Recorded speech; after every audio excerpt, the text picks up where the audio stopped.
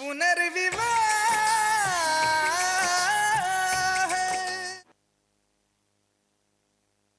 कुछ पता चला कि किसका मोबाइल नंबर था, किस एरिया से कॉल आया था, या कोई भी ऐसी इन्फॉर्मेशन जो हमारे काम आ सके?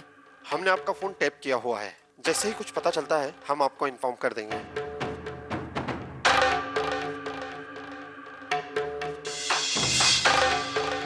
भैया कुछ पता नहीं चला।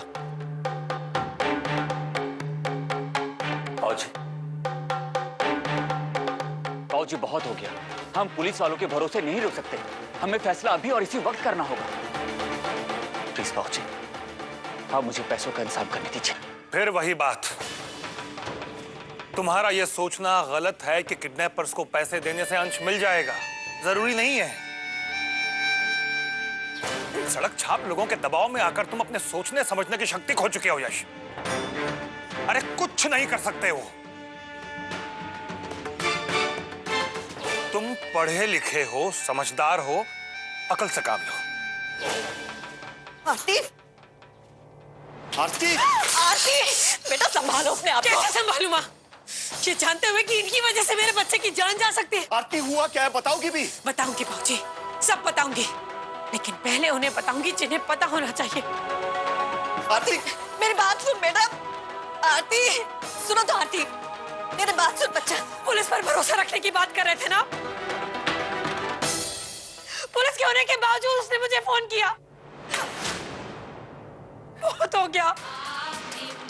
कितना इंतजार करेंगे और कब तक? जब तक वो किडनैपर अपना सब्र तोड़ नहीं देता, जब तक मेरे अंश की जान नहीं ले लेता, तब तक। आरती, बस माँ बोल लेने दो आज मुझे। माँ, मेरा अंश भूख प्यास से तड़प रहा है और यहाँ आपकी पुलिस फोर्स जूझ भी रही है। मैं आपसे पूछती हूँ बाबूजी, आप भी तो एक पिता है ना, फिर आपका दिल इतना कठोर कैसे हो सकता है? तमीज से बात करो बहू। तुम अपने ससुर के सामने खड़ी हो, इनके सामने आज तक इनके बेटों की हिम्मत नहीं ऊंची आवाज में बात करने की। तुम तो बहू हो। बहू हो तो क्या हुआ? बोलने का अधिकार नहीं है क्या मुझे? चाहे मेरे अंश की जान चली जाए, मैं चुप रहूं? नहीं मम्मी जी, माफ कीजिएगा, पर आज मैं चुप नहीं रहूंगी। मैं आपसे पूछती हूँ बाबूजी, जब उस किडनैपर ने मना किया था कि पुलिस वालों को इन्फॉर्म मत करना, तो क्यों इन्वॉल्व किया पुलिस वालों को इस केस में? क्यों बताया आपने उन्हें? एक बार नहीं सोचा कि वो मेरे अंश की जान ले सकते? आप क्या सोचेंगे? एक माँ का दर्द आप क्या जानेंगे? शायद आपके सीने में दिल ही नहीं है। बस बहू, समझाओ इसे, अपनी सीमा में रहे। बहू, हम सब चुपचाप तुम्हारी बकवास सिर्फ इसलिए सुन रहे हैं क्योंकि तुम्हारा बच्चा खोया है और हम तुम्हारा दर्द समझते हैं, लेकिन इसका मतलब ये नहीं कि तुम कुछ भी बकती जाओगी। हाँ, मानते हैं हमारी हैसियत है 10 करोड़ रुपए देने की, लेकिन हम ये भी सोच रखते हैं कि जो भी करना है कानून के दायरे में रहकर करना है। तब तक बहुत देर हो चुकी होगी, वो मार दे मेरे अंश को। मैं आपके सामने हाथ जोड़कर बैठी हूँ बाबूजी, बस मुझ पर एक एहसान कर दीजिए। उस किडनैपर को दे दीजिए 10 करोड़ रुपए और बुला लीजिए मेरे अंश को। मैं आपका ये एहसान जिंदगी भर नहीं भूलूंगी बाबूजी। जैसे रखेंगे मैं रहूंगी, जिंदगी भर आपकी गुलामी करूंगी, एक शिकायत नहीं करूंगी, आवाज तक नहीं निकालूंगी। पर प्लीज बाबूजी, मेरे अंश को वापस बुला लीजिए, प्लीज बाबूजी। आप ही हैं जो मेरे अंश को दूसरी जिंदगी दे सकते। प्लीज बाबूजी, प्लीज। समझ क्या रखा है तुमने बहू? तुम्हारे बच्चे से हमारा कोई लेना देना नहीं है, कोई संबंध नहीं है। हम जो कर रहे हैं सोच समझ कर रहे हैं। अच्छा बुरा परख कर फैसला लिया है हमने। नहीं बाबूजी, जिस बातों में अगर मैंने कुछ भला बुरा कह दिया हो तो मुझे माफ कर दीजिएगा, लेकिन मेरा गुस्सा मेरे बेटे पे मत उतारिए। मम्मी जी प्लीज मेरे बेटे को वापस ले आइए, मैं नहीं रह सकती उसके बिना। भाभी आप तो एक माँ है ना, आप ही समझाइए ना इन लोगों को। आप तो मेरा दर्द समझ सकती है, बोलिए ना इनसे कि मेरे अंश को वापस ले। भाभी अगर मेरे अंश को कुछ हो गया तो मैं जिंदा नहीं रह पाऊंगी। भाभी भाभी प्लीज इनसे कहिए ना, भाभी कहिए ना। हिम्मत रखो, ठीक हो जाएगा। किडनैपर ने बहुत बुरी तरह धमकाया होगा। उसने जब से किडनैपर ने फोन किया है तब से बहुत ज्यादा घबराई हुई है। बस बस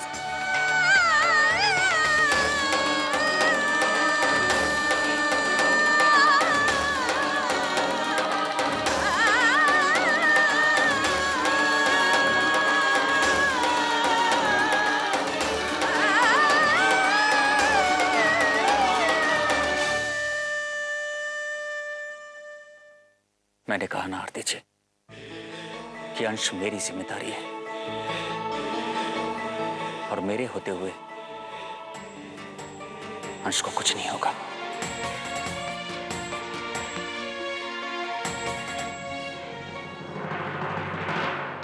माफ कीजिएगा बाबूजी, समय बहुत कम है और मैंने फैसला कर लिया है कि 10 करोड़ का इंतजाम मैं ही करूंगा और हर हाल में अंश को वापस घर लेकर आऊंगा।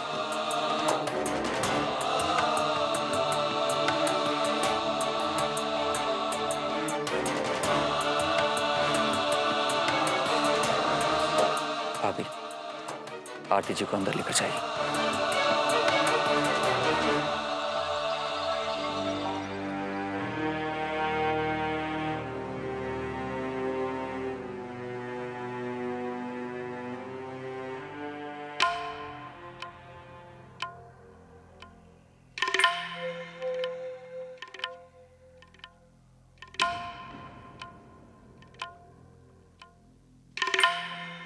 परिधि बहू चलो।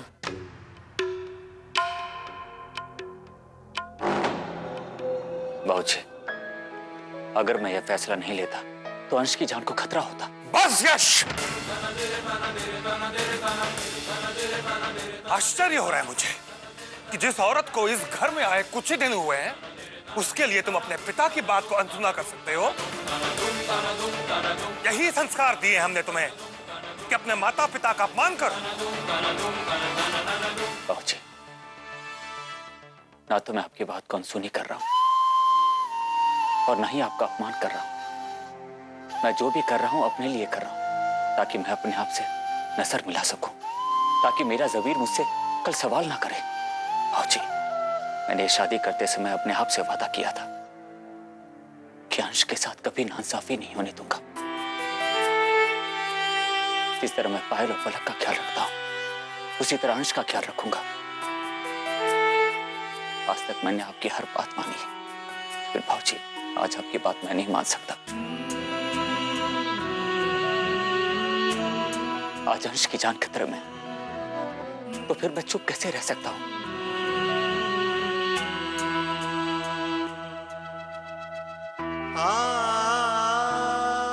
बाजू मेरी बात तो सुनिए।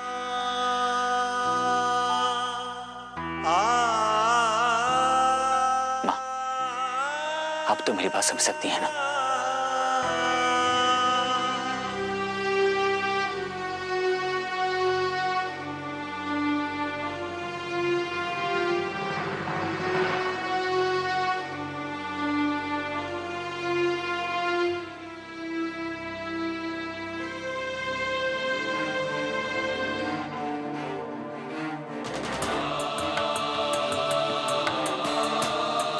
अंश को बचाने के लिए मुझे कुछ भी करना पड़े मैं करूंगा और जरूर करूंगा। इसके लिए मुझे बाबूजी को नाराज क्यों ना करना पड़े।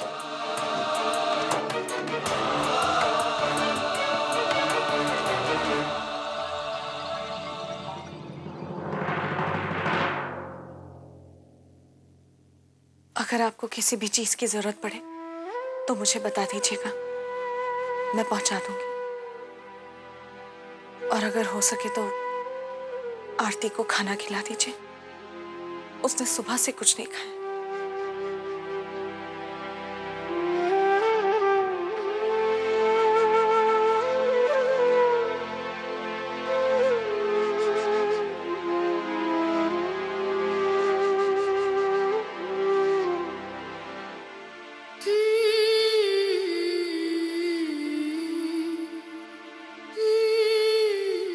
कुछ समझ में नहीं आ रहा, बहुत डर लग रहा है, पता नहीं क्या होगा। अंश को कुछ नहीं होगा बेटा, यश जी पर भरोसा रख। तूने सुना नहीं, अंश की खातिर वो पैसे देने के लिए भी तैयार हो गए। अपने पिताजी जिनका वो सबसे ज्यादा मान रखते हैं, उनके फैसले के खिलाफ जाके उन्होंने ये फैसला लिया। मैं कहती थी ना, यश जी बहुत भले इंसान है। देखना बेटा, वो अंश को सही सलामत घर वापस लेकर आ जाएंगे, चिंता मत कर।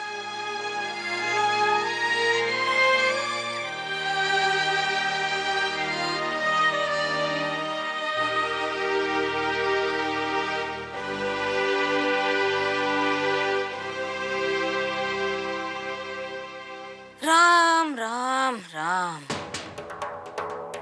इतने बरसों में आज तक मैंने भैया के सामने किसी को अपनी आवाज ऊंची करते हुए नहीं देखा। चलो विधि बहू, तुम तो इस घर में पुरानी हो, लेकिन परिधि बहू, अरे ये क्या सोचेगी भला कि इसके ससुर जी की बस इतनी ही इज्जत है उनके अपने ही घर में। 4 दिन नहीं हुए अर्पिता बहू को इस घर में आए हुए, लेकिन हिम्मत देखो उसकी, पूरे घर परिवार के सामने उसने भैया को 4 बातें सुना दी। अर्पिता ने कोई बदतमीजी नहीं की बुआ जी, अरे उस बेचारी को तो होश ही कहाँ है। अंश की चिंता में दर्द से तड़प रही है वो। बेचारी है वो तुम्हारे लिए, उस तांडव करने वाली के लिए तुम्हारे मन में हमदर्दी है, लेकिन अपने ससुर जी के सम्मान की कोई चिंता नहीं है तुम्हें। भाई वाह। ऐसी बात नहीं है बुआ जी। विधि,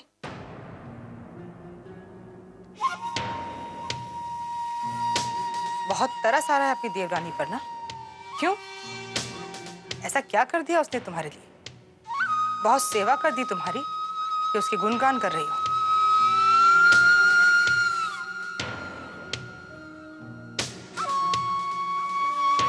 इसी बात से डरती थी जीजी मैं, शुरू से सबसे कहती रही, किसी शादीशुदा को, वो भी एक बच्चे की माँ को बहू नहीं बनाना है मुझे। मेरे यश को लड़कियों की कमी है क्या? एक ढूंढो 1000 मिल जाएंगी, लेकिन कोई मेरी सुने तब ना। आज इस औरत को अपना बच्चा दिखाई दे रहा है, तमीज मान मर्यादा सब कुछ भूल गई है। ऐसी औरत का कोई भरोसा नहीं है। आज घर में मुंह खोला है, कल गली मोहल्ले में बोलेगी और परसों पूरी दुनिया के सामने बदतमीजी पर उतर आएगी। अरे जीजी, ये छोटे लोग होते ही ऐसे हैं, इनकी खुद की तो कोई इज्जत होती नहीं है, ना उसकी परवाह होती है। लेकिन हम तो इज्जतदार लोग हैं ना, समाज बिरादरी में हमारी इज्जत है। नहीं गायत्री जी,